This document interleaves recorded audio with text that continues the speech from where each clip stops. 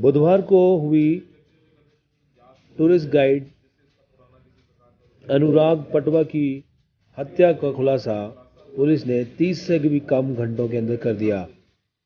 जी हां, आपको बता दें, पुलिस ने अनुराग के हत्या के आरोप में 4 आरोपियों को गिरफ्तार किया है। अभी तक मिली जानकारी के मुताबिक लूट की इरादे से इन चारों आरोपियों ने अनुराग को टारगेट किया और उसको मारने के बाद उसी की गाड़ी में लेकर फरार हो गए। कुछ दूर जाने के बाद अनुराग को घायल अवस्था में रोड पर फेंक दिया और उसके पास जो कैश था वो और उसकी गाड़ी लेकर वो फरार हो गए। मामले की तफ्तीश के अंदर इन चारों संदिग्धों का नाम सामने आने पर पुलिस ने उनको सिसारमा में बने एक गार्डन से गिरफ्तार किया है। जानकारी के अनुसार मामला सिर्फ 4,000 रुपए की लूट के से जुड़ा हुआ है।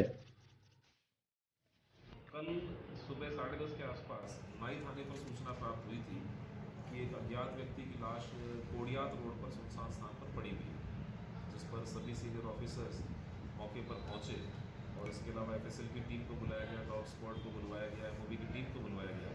आसपास के इलाके में तलाश करवाई गई। प्रथम दृष्टिया किसी भी रूप में उस व्यक्ति की शिनाख्त नहीं हो रही थी। जो भी हालात गोलियाँ वगैरह प्राप्त हुए उसको सभी को हमने सर्कुलेट किया, तो हमारे पास जानकारी आई कि जगदीश चौक पर अनुराग पटवा नाम का व्यक्ति है, ये उसी की डेड बॉडी है।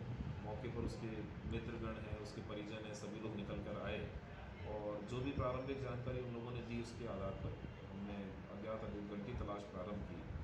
उनका इनिशियली हमारे को ये बताना था कि एक कल कोई कॉल आया था जिससे कि कुछ एक दो लोगों ने उसको कोई धमकी वगैरह दी थी, तो हमारा सबसे पहले डाउट उन्हीं पर ही जाता है, तो हमने उनकी तलाश शुरू करी। इसके अलावा जिस तरह की वारदात थी, वारदात के अंदर चाकूबाजी वगैरह के बाद भी न तो घटनास्थल पर उसकी मृतक की कार मौजूद थी, उसके मोबाइल फ़ोन भी नहीं थे, उसका पर्स वगैरह भी नहीं था। हमने साथ साथ एक एंगल दूसरा लिया कि कहीं इसके पीछे किसी प्रकार का आशय कोई लूट का तो नहीं है।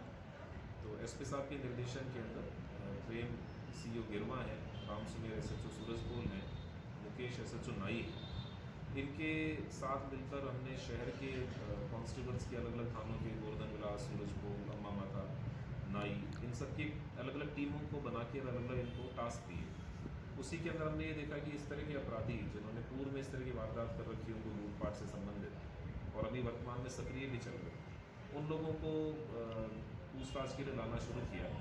उसी दरमियान हमारे को इन्फॉर्मेशन ये प्राप्त हुई कि इस तरह की लड़कियाँ 2-3 हैं जो डाउटफुल हैं और जो इस तरह की एक्टिविटी को कर सकते हैं। उस पर एक अल्फेज नाम का व्यक्ति है, उसको हम लेकर आए और जब हमने सख्ती से पूछताछ की तो उसने इस घटना को कारित करना स्वीकार किया। अल्फेज ने हमें ये भी बताया कि उसके अलावा 3 और भी लोग थे जिन्होंने मिलकर इस वारदात को अंजाम दिया है, उनको भी डिटेन किया और सख्ती से पूछताछ की। जो जानकारी निकल के आई वही निकल के आई कि कल जो मृतक है ये किसी शादी समारोह में अपने माता पिता के साथ गया था। वहाँ से जब ये वापस लौट रहा था तो उस दरमियान उसके पास 1-2 फ़ोन कॉल्स धमकी भरे आए थे। घर आने के बाद ये घर में न जाकर बाहर अपने ही गाड़ी के अंदर बैठा रहा और तेज़ आवाज़ में म्यूज़िक वगैरह को सुनता रहा। जो तनाव था इसका या झगड़े के कारण थे या जो धमकी इसके पास आई थी उसी कारण से ये घर के अंदर नहीं गया।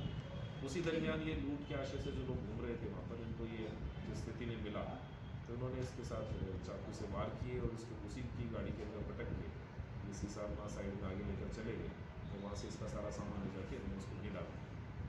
अभी प्रारंभिक तौर पर इनको गिरफ्तार किया है और अब इसके बाद जो गाड़ी है, जो मोबाइल फ़ोन है, अन्य जो हथियार वगैरह इन्होंने वारदात में काम में लिए, इनकी बरामदगी के लिए प्रयास करें।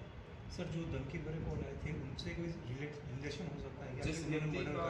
जिस व्यक्ति का धमकी भरा कॉल आया था उनमें से एक व्यक्ति को हमने डिटेन कर लिया, हमने उसको कब्जे में ही है हमारे, उससे हमने पूछताछ की है और अन्य तरीक़ों से भी जानकारी की है। प्रथम दृष्टया तो हमें किसी भी तरह का उसका कोई अभी इन्वॉल्वमेंट हमारी जानकारी में नहीं है, फिर भी अभी और इसको डिटेल में